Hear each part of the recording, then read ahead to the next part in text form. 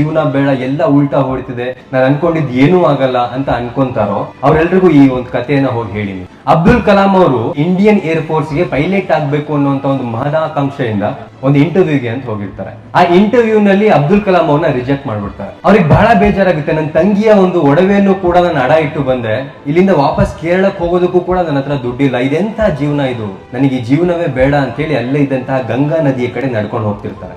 ಆಗ ಅಲ್ಲೇ ಇದ್ದಂತಹ ಶಿವಾನಂದಜಿ ಅನ್ನುವಂತ ಒಬ್ಬ ಸ್ವಾಮೀಜಿ ಅವ್ರು ಈ ಹುಡುಗನನ್ನ ನೋಡ್ತಾರೆ. ಅಬ್ದುಲ್ ಕಲಾಂ ಅವ್ರನ್ನ ಕರೀತಾರೆ. ಕರೆದು ಅಲ್ಲಿ ಯಾಕೆ ಹೋಗ್ತಿದ್ಯಪ್ಪ, ಅಲ್ಲಿ ಹೋದ್ರೆ ತುಂಬಾ ಆಳ ಇದೆ, ನಿನಗೆ ಕೇರಳಕ್ಕೆ ಹೋಗಿ ದುಡ್ಡು ಬೇಕು ಅಷ್ಟೇ ಅಲ್ವಾ, ದುಡ್ಡನ್ನ ನಾನ್ ಕೊಡ್ತೀನಿ, ಹೋಗು, ಮತ್ತೆ ಜೀವನವನ್ನ ಹೊಸದಾಗಿ ಶುರು ಮಾಡು, ಮತ್ತೆ ಪ್ರಯತ್ನವನ್ನ ಮಾಡು ಅಂತ ಹೇಳ್ತಾರಂತೆ. ನಾನು ಅಷ್ಟೆಲ್ಲ ಚೆನ್ನಾಗಿ ಓದ್ದೆ, ನನ್ನ ಹತ್ರ ಅಷ್ಟೆಲ್ಲ ರ್ಯಾಂಕ್ಸ್ ಇತ್ತು, ನಾನೊಬ್ಬ ಪೈಲಟ್ ಆಗ್ಬೇಕು ಅಂತ ಒಂದ್ ಸಣ್ಣ ಕನ್ಸ್ಕೊಂಡಿದ್ದೆ, ನನಗೆ ಒಬ್ಬ ಪೈಲಟ್ ಆಗುವಷ್ಟು ಅರ್ಹತೆ ಇಲ್ವಾ, ನನಗೆ ಬದುಕಬೇಕಾಗಿಲ್ಲ ಅಂತ ಹೇಳ್ತಾರಂತೆ. ಆಗ ಸ್ವಾಮೀಜಿ ಅವ್ರು ಹೇಳ್ತಾರಂತೆ, ಆ ದೇವ್ರು ನೀನು ಪೈಲಟ್ ಆಗೋದನ್ನ ನಿಲ್ಸಿದಾರೆ, ಯಾಕಂದ್ರೆ ನೀನು ಜೀವನದಲ್ಲಿ ಇದಕ್ಕಿಂತ ದೊಡ್ಡ ಕೆಲಸಕ್ಕೆ ದೇವ್ರು ನಿನ್ನ ತಯಾರಿ ಮಾಡ್ತಿದ್ದಾನೆ ಅಂತ. ಬರೀ ಒಂದು ಪೈಲಟ್ ಆಗಿಲ್ಲ ಅಂತ ಜೀವನವೇ ಬೇಡ ಅನ್ಕೊಂಡಂತಹ ಅಬ್ದುಲ್ ಕಲಾಂ ಅವರು ನಮ್ಮ ದೇಶದ ರಾಷ್ಟ್ರಪತಿ ಆಗ್ತಾರೆ, ಇಸ್ರೋದ ಮುಖ್ಯಸ್ಥರಾಗ್ತಾರೆ, ನಮ್ಮ ದೇಶಕ್ಕೆ ನ್ಯೂಕ್ಲಿಯರ್ ಪವರ್ ತಂದಂತಹ ಮೊದಲ ವ್ಯಕ್ತಿ ಅಬ್ದುಲ್ ಕಲಾಂ ಅವರು ಆಗ್ತಾರೆ.